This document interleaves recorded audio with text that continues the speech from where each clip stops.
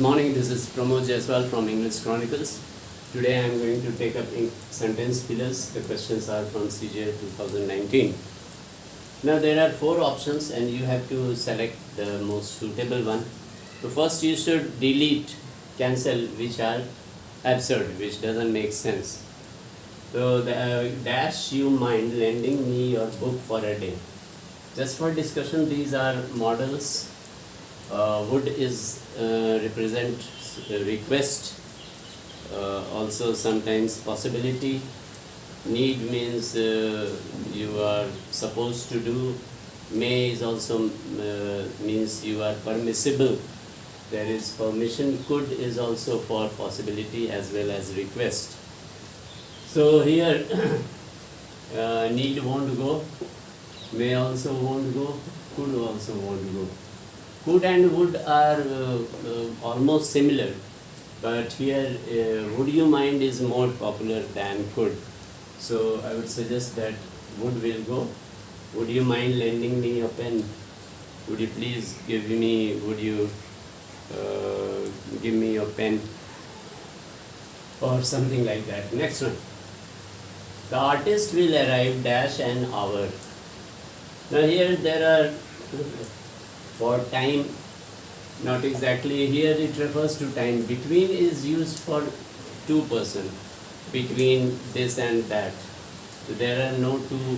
Along means side by side which is going on. This one is a before an hour. It can be correct. The artist will arrive before an hour, but it is not very correct, means 1 घंटा पहले आ जाएगा. So I would once say like that. Within an hour मतलब 1 घंटे के अंदर. तो हम लोग हिंदी में बोलते हैं 1 घंटे के बीच में भी आ सकता है, तो इसीलिए बिटवीन यूज़ करते हैं ट्रांसलेशन में. तो but that is absurd, that is wrong. Within का मतलब होता है कि 1 घंटे के दरमियान, उस बीच में. तो within is the most suitable one. Now ये third one, the police will regard it as an accident. Police उसको समझेगी कि एक्सीडेंट है. हाँ, अगर एनी एविडेंस कॉन्ट्रैरी, उसके विपरीत नहीं मिला तब. अगर नहीं मिला तो उसके लिए, अगर नहीं मिला के लिए क्या है, स्टिल तो नहीं है. व्हेनेवर जबकि ये भी नहीं है. अदरवाइज अगर तुम नहीं करोगे तो otherwise I will do this and that, ये भी नहीं है. तो होता है अनलेस. अनलेस का सेंस नेगेटिव होता है. Unless you study you will not pass, मतलब जब तक तुम नहीं पढ़ोगे. अनलेस का सेंस क्या हो जाता है, जब तक तुम नहीं पढ़ोगे, नेगेटिव का है. तो unless any evidence in the contrary is, to the contrary is found, जब तक कि उसके विपरीत कोई एविडेंस मिल न जाए. तो this is the most suitable one. आइए नेक्स्ट वन करते हैं. The dash chair was discarded. Discarded माने रद्द कर दिया गया बाय द टेनेंट. अब देखिए broke chair. Broke past tense है, तो यहाँ पास्ट टेंस ये वर्ब का काम करता है, तो इसलिए यानी ये ऐसा यहाँ पर एडजेक्टिव का काम करने वाला होना चाहिए जो कि चेयर को डिस्क्राइब कर रहा है. ब्रेक भी वर्ब है, तो ये भी नहीं होगा.